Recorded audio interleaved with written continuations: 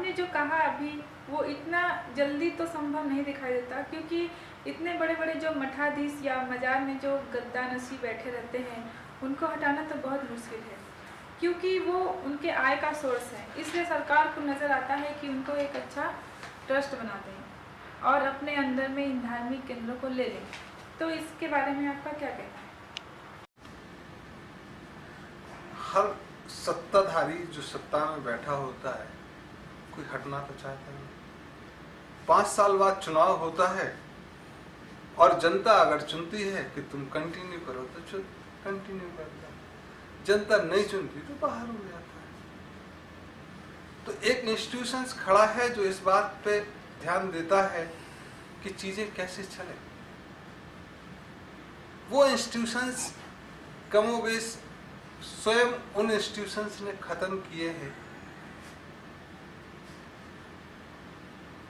जो मठाधीश हैं या जो गद्दा नसीब धर्म के स्थानों में। एक पूरा का पूरा प्रोसीजर होना चाहिए। यही हम सरकार की भूमिका की बात कर रहे हैं, जो इनिशियली करना होगा, क्योंकि ताकत तो है सरकार में, आर्म फोर्सेस तो हैं सरकार के पास और समाज उनका मालिक है। तो समाज डायरेक्ट मीडिया से करे हड़ताल करके उसका कोई फायदा नहीं है। इसलिए जनता जो अपने नुमाइंदे चुनती है उससे ही कहे, और जो नुमाइंदे हैं उनको भी तो पता है समस्या क्या है। तो पहले तो कोड ऑफ कंडक्ट आने चाहिए कि भाई ये if you fulfil you can stay, और वो जनता के बीच में ही बने। तो उस दिशा में शुरुआत हो पहले कि भाई अगर आप इस मजार में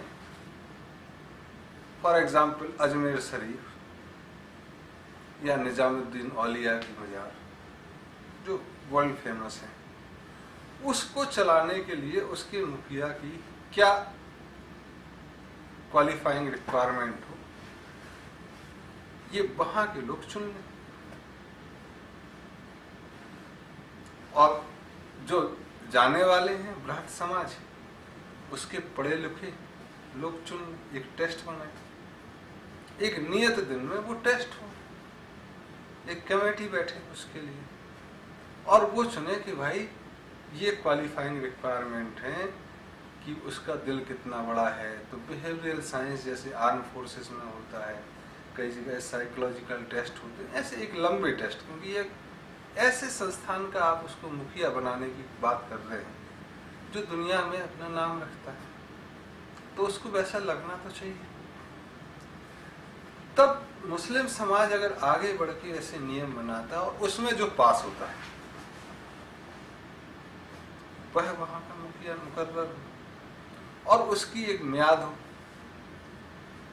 उसके एक प्रोसीजर हो कि उसको वापस तो बुला लगे कि आज हमने परीक्षा ली और वो पास हुआ, लेकिन कल वही आदमी करप्शन में फंसा, वही आदमी किसी ऐसी गतिविधि में शामिल पाया गया जो समाज के द्वारा मान्य नहीं है, तो उसको वापस बुलाने का तरीका भी आना चाहिए कि एक बार बन गए तो हम तो जी 5 साल रहेंगे, 7 साल और सिर पे ही बैठेंगे, ऐसी स्थिति भी नहीं होनी चाहिए।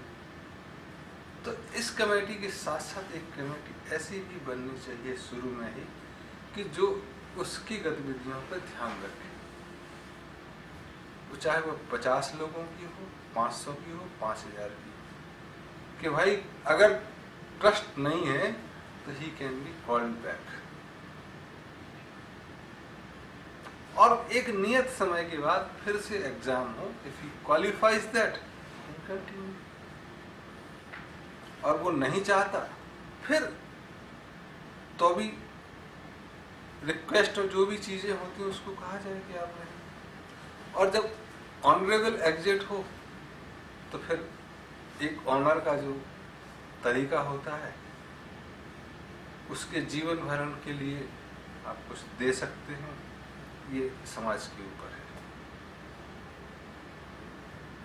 ऐसा ही मंदिर के लिए कि ये मंदिर हैं इतने, इस शहर में 500 मंदिर हैं, ये लिस्ट है मंदिरों की, इतने हिंदू हैं, इतने पंडित लोग हैं और इतने संभ्रांत लोग या जिनकी लोग समाज में इज्जत करते हैं, वो एक लिस्ट होनी चाहिए। वो एक एग्जाम का पेपर बनाए कि भाई मंदिरों में जो पंडित बनेगा उसकी ये क्वालिफाइड रिक्वायरमेंट है। और एक डिसिप्लिनरी कमेटी जो वॉचफुल रहेगी समाज के लिए, जो उसके अंडर तो हो मुखिया के, पंडित के, लेकिन उसकी रिपोर्टिंग उसको ना हो। तो ऐसे एक आपको रूल्स रेगुलेशंस बनाने होंगे जो उस पर ध्यान रखें। और मान लो एक पंडित मुख्य बना और बहुत बड़ा मंदिर है तो 10 भी हो सकते हैं पंडित उसके अंदर में, 10 का चुनाव चयन हो।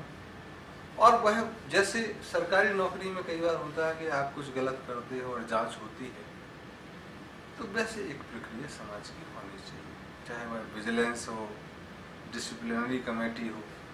तो समाज का एक विजिलेंस एंगल जरूरी है जो इस बात की समीक्षा करती रहे कि चीजें ठीक चल रही हैं कि नहीं मंदिर मस्जिद गुरुद्वारे में। अगर नहीं चल रही हैं तो वो अपनी स्वतंत्र कार्रवाई, स्वतंत्र जांच करने के लिए स्वतंत्र हो और उसके निर्णय मान्य हो। तो ऐसी प्रक्रिया लानी पड़ेगी। जब ऐसा करेंगे तब मठाधीशों के पास कोई ऑप्शन नहीं होगा कि वो स्टेप डाउन करें, बाय रिस्पेक्ट और बाय डिसरिस्पेक्ट, क्योंकि वह उस गद्दी पे बैठने लायक नहीं है। अगर हैं तो वो फिर से चयनित हो जाएंगे, तब जाके धार्मिक स्थान थोड़े ठीक हो पाएंगे। और ये बहुत आसान तरीका है, ये बाकी तरीकों से इतना सरल, सुगम और लंबी दूरी का है और इतने लंबे परिणाम, बड़े परिणाम देने वाला है कि दूसरा कोई तरीका हो ही नहीं सकता। इसमें एक चीज बहुत सावधानी की, जब हम लोगों से चर्चा करते हैं तो बोलते तुम क्या चाहते हो कि पोप का साम्राज्य दुनिया भर में हो, या ईरान के जो मुस्लिम के धर्मगुरु हैं उनका शासन हो, उस हिसाब से।